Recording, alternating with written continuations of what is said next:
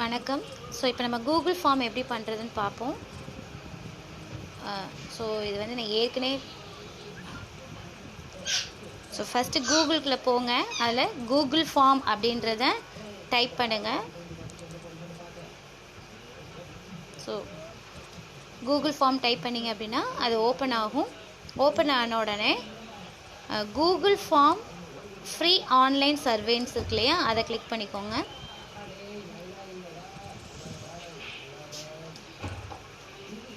அதில் இதுதான் இதோட இன்டர்ஃபேஸ். இதில் go to Google form. So நம்ம கூகுள் ஃபார்ம் எந்த மாதிரி வேணும், பிஸ்னஸ் டைப்பில் வேணுமா இல்லை வேறு ஏதாவது மாதிரி வேணும் அப்படின்னா அதோட அமைப்பு தான் கீழே.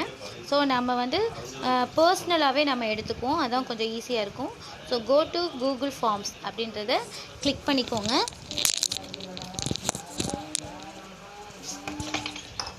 ஸோ கிளிக் பண்ணதுக்கு அப்புறமா இதுதான் இந்த கூகுள் ஃபார்ம். ஸோ இந்த அன்டைட்டில் ஃபார்ம், ஸோ நம்ம அடிக்க போகிற ஃபார்முக்கு தலைப்பு கொடுக்கலாம், தமிழ் அப்படின்னு கொடுக்கலாம். இப்போ அடுத்த டிஸ்கிரிப்ஷனும் கொடுத்துக்கலாம். இப்போ எக்ஸாம்பிள் வந்து மூதுரை அப்படின்னா மூதுரை அப்படின்றத டைப் பண்ணிக்கலாம். அடுத்து கொஸ்டின். ஸோ இந்த அன்டைட்டில் கொஸ்டினை கிளிக் பண்ணிங்க அப்படின்னா அதை எரேஸ் பண்ணிவிட்டு என்ன கொஸ்டின் வேணுமோ அதை கிளிக் பண்ணிக்கலாம். இப்போ மூதுரையை எக்ஸாம்பிள் மூதுரையை இயற்றியவர் யார் டைப் பண்ணிக்கோங்க. ஸோ இது கீழே ஒரு ஆப்ஷன்ஸ் இருக்குது. இதுதான் வந்து இந்த ஆன்சருக்கான ஆப்ஷன். பேராகிராஃப்னால் பேராகிராஃபாக இருக்கலாம், இல்லை அப்படின்னா ஷார்ட் ஆன்சராகவும் வச்சுக்கலாம், இல்லை அப்படின்னா மல்டிபிள் சாய்ஸ். ஸோ நான் வந்து இப்போ மல்டிபிள் சாய்ஸ் கொடுக்க போகிறேன். ஸோ மல்டிபிள் சாய்ஸ் கொடுத்துட்டு ஆன்சர் அடிக்கணும் இல்லையா. ஸோ ஆப்ஷன் 1 கிளிக் பண்ணுங்கள். கிளிக் பண்ணிவிட்டு என்ன ஆன்சரோ அதை நம்ம கொடுக்கலாம். எக்ஸாம்பிள் இப்போது நான் சஃபில் பண்ணி கொடுக்குறேன், கம்பர். அடுத்து ஆட் ஆனதுன்னு கொடுத்தீங்க அப்படின்னா அதில் ஆட் ஆப்ஷன்ஸ் வருது. ஆட் ஆப்ஷன்ஸ் கிளிக் பண்ணிக்கோங்க.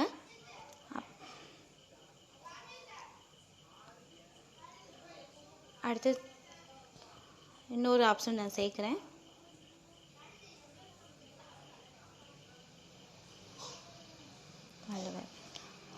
ஸோ அடுத்த ஆப்ஷன் நம்மளுக்கு தேவையில்லை, அதனால் நான் அதை எரேஸ் பண்ணிடுறேன். 3 ஆப்ஷன்ஸும் நான் கொடுத்துருக்கேன்.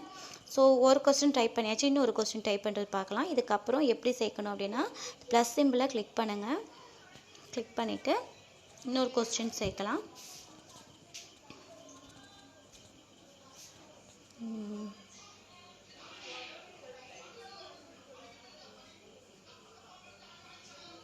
இப்பாடலில்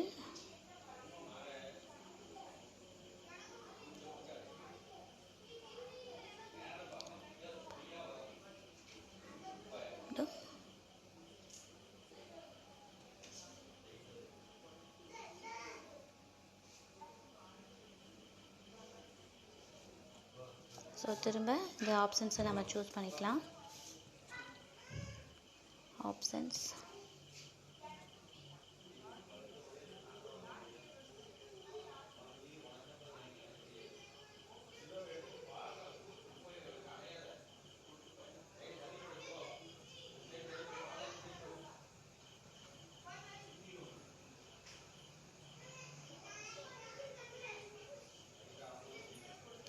ஸோ இதுக்கு அடுத்து இப்போ நான் 2 கொஸ்டின் தான் க்ரியேட் பண்ணியிருக்கேன். உங்களுக்கு வேணும்னா அடுத்த கொஸ்டின் க்ரியேட் பண்ணிக்கலாம்.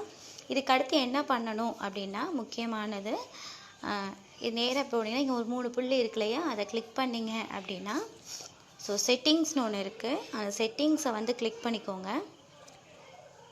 கிளிக் பண்ணிவிட்டு இது ஜெனரல். ஸோ இப்போது நம்ம அனுப்புகிறோம், யாரெல்லாம் இதில் வந்து இந்த ஃபார்மை ஃபில் பண்ணுறாங்கன்னு நம்மளுக்கு தெரியணும் இல்லையா, அதனால் கலெக்ட் த இமெயில் அட்ரஸ் அப்படின்னு கொடுங்க. எடிட் ஆஃப்டர் எடிட் பண்ண முடியுமா அப்படின்னு கேட்டிருக்காங்க. எடிட் பண்ணலாம். ஸோ என்னென்ன ஆப்ஷன்ஸ் வேணுமோ அதெல்லாம் நீங்கள் கிளிக் பண்ணிக்கலாம். இதுக்கு அடுத்து இது 2 கூட அவ்வளோ முக்கியம் கிடையாது. இந்த லாஸ்ட் குவிஸ்ன்னு ஒன்று இருக்குது, இதுதான் ரொம்ப முக்கியமானது. இதில் மேக் திஸ் குவிஸ் அப்படின்னு போட்டுட்டு நீங்கள் அதை கிளிக் பண்ணாலே ஆன் பண்ணாலே இவ்வளோ விஷயம் அதுவே கிளிக் ஆயிரும். அப்புறம் இங்கே சேவ்னு ஒன்று இருக்குது பார்த்தீங்களா, அதை சேவை கிளிக் பண்ணிக்கோங்க. கிளிக் பண்ணதுக்கப்புறமா உடனே நம்ம என்ன செய்யணும் அப்படின்னா, திரும்ப அந்த கொஸ்டினை கிளிக் பண்ணணும். கிளிக் பண்ணிங்க அப்படின்னா அதுக்கு கீழே ஒரு டிக் பேட் இருக்கா, அந்த டிக் பேடை கிளிக் பண்ணுங்கள். கிளிக் பண்ணிவிட்டு அதில் நம்ம பாயிண்ட்ஸ் கேட்கும். இப்போ எக்ஸாம்பிள் நான் 10 பாயிண்ட்ஸ் இந்த கொஸ்டினுக்கு கொடுக்குறேன். கொடுத்துட்டு எந்த ஆன்சர் கரெக்டோ அதை கிளிக் பண்ணுங்கள். ஓகே, டன் கொடுத்துருங்க. அடுத்து இப்போ செகண்ட் கொஸ்டின் திரும்ப கிளிக் பண்ணுங்கள். அதே தான், டிக் பேட் கிளிக் பண்ணிவிட்டு பாயிண்ட்ஸ் கொடுங்க. ஓகே, டன் கொடுத்த பிறகு திரும்பவும்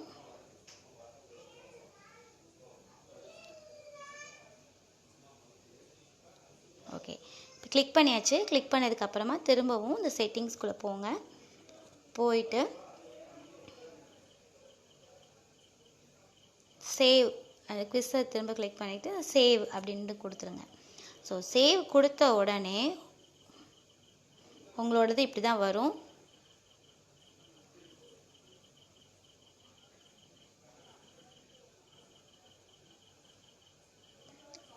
இதில் சென்ட் இருக்கு இல்லையா, சென்ட் கிளிக் பண்ணிங்க அப்படின்னா ஸோ இந்த லிங்க்கை வந்து காப்பி பண்ணிக்கோங்க. காப்பி பண்ணிவிட்டு ஏதாவது ஒரு வாட்ஸ்அப் குரூப்பில் நீங்கள் என்ன பண்ணலாம், சென்ட் பண்ணலாம். இப்போ எக்ஸாம்பிள் நான் என்னோடய ஹஸ்பண்டுக்கு நான் அனுப்புகிறேன்.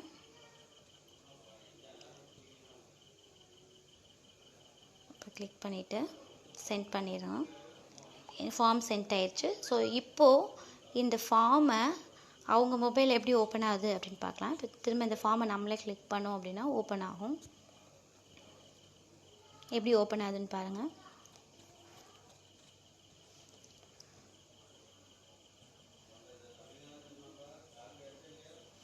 ஓகே, ஸோ இதுதான் இங்கே நம்ம இமெயில் அட்ரஸ் கொடுக்கணும்.